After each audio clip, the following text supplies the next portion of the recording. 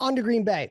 The 49ers, it looks like as of right now, are open up the sports books as a 10-point favorite. The game, Saturday night game, 5:15, hosted at Levi Stadium.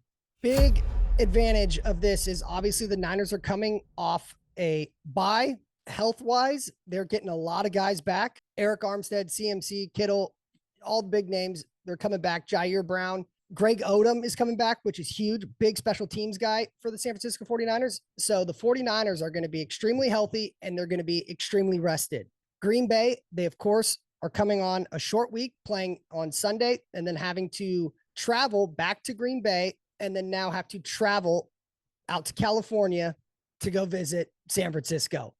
So advantage, of course, in that aspect of it goes to the 49ers without question. Let's hear what Matt LaFleur had to say when talking about this much anticipated matchup against the 49ers. How are you going to handle this week? Have you given any thought to going early, or are you going to stick on? Yeah, that's something we talked about, but we figured it'd be best to stay in our normal routine. Being that it's a short week anyways, has its own set of challenges, and there's going to be a lot of, I'd say the majority of the week's going to be more jog through tempo. They might be able to have some live reps towards the end of the week, but just felt like it was best for us to stay in as normal as a routine as possible. How do you message that? Do you message that with these guys so they realize the opportunity that they now have that maybe was unexpected? I think we just continue to take it one day at a time and try to get better each and every day and attack the process the right way. And certainly we know we're going against one of the elite teams in the National Football League, certainly the class of the NFC. They've got a lot of the same players that they've had for a few years now, and they've added some other freak shows over there. So we know it's a great challenge, but it's a great opportunity as well. And that's exactly how we'll approach it. Our guys would be, at the end of this thing, there's only one happy team, period. And so you got to approach it the same way each and every day. Like we're going out there to win a football game, and we know we're going to have to play our best ball. The one thing to keep your eye on, Jair Alexander. He was 50-50 going into the Dallas game. He played, obviously had that one pick, but he is obviously their number one DB in the Green Bay Packers. And he went out last night with that same ankle that has already been giving him fits, which is why he was 50-50 going into that game. So we'll have to keep an eye on it, but it's definitely something to watch, because if he's out, that is great for the Niners. Obviously, as a true football fan, I want him to play, but we at least already know he won't be going into that game 100% healthy. I assume he'll play. Let's listen to his press conference following the Dallas game last night. With my ankle, I had some adversity, so you just got to come on top. And what happened then during the game there? Do you think it's going to be something you can play through again? Maybe. How's it feel now? It's okay. Here's through all the ups and downs and what you guys have put together the last 3 or 4 games. How fun is this? How much fun is this? It's fun, man. It's fun, but it'd be fun if we win next week. You know what I mean? So it's fun, but like we got more games. Chow, did you have to fight to be able to play today? I mean, that was a lengthy test they put you through before the game, and no practice really after you turned your ankle and stuff. I mean, did you have to fight to get out here today? Yeah, yep. All week, probably about 5 hours in the training room.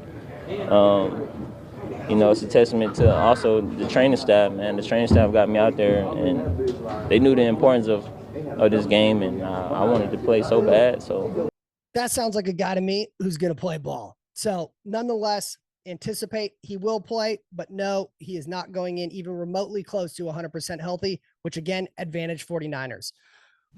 When we look at the quarterback matchup, I know that this is going to get a lot of attention.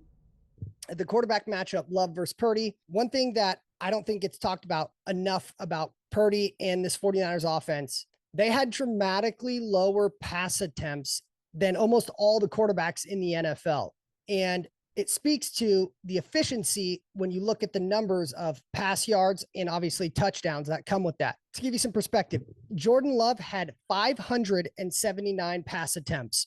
Okay. It got him about 4,159 pass yards, 32 TDs, and 11 picks.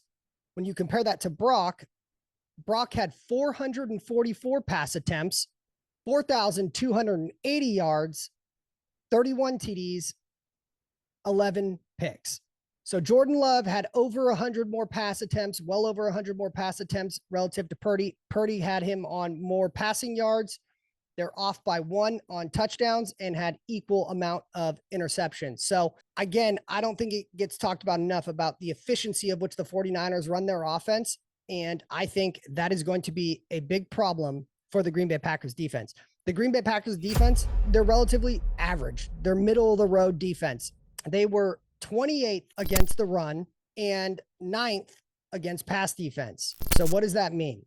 That plays into an exact T of what Kyle Shanahan likes to do, which is run the football. So the fact that their defense struggles holding up against the run, especially against dynamic offenses with genius offensive coordinators calling the plays, scheming things up, I think it's naturally going to be CMC is going to get the rock. Debo going to get the rock. The play he calls. He's going to let his playmaker finish that drive. They're going to run the shit out of the ball. And then, of course, that's going to lead to the exact script Shanahan would like. Start the run, and then you get the pass play action off the run. So I expect this to be a great game for the San Francisco 49ers, specifically their run offense. And then that will obviously open up the pass game for them as well. When you look at Green Bay's offense, they, again, are relatively average. They're 12th in pass yards and 15th in rush yards. So they're not great at either, but by all means, they are not bad at either. They're literally middle of the pack. So this is essentially a middle of the pack offense and defense that the 49ers will be playing. I think the advantage goes to the 49ers defense and the advantage goes to the 49ers offense. I think this should be a great game that definitely plays more into the 49ers favor than the Packers favor. With that being said, everyone thought that against Dallas as well. Everybody thought that. I don't know really anybody who had Green Bay money line to win outright, let alone in the fashion they did. It's a cliche saying, but any given Sunday or Saturday, any team can win. They play once, 60 minutes. Who's better that day? In the confidence of which Green Bay is playing with, their last couple games, they have been good in all phases, specifically their quarterback who's playing, like a top 5, top tier quarterback in the NFL. This is no easy rollover quick game. It is the playoffs for sure, but they're coming into this game with a lot of momentum. So it is the Niners' job to get up and get up early and punch them in the mouth, which I believe they'll do.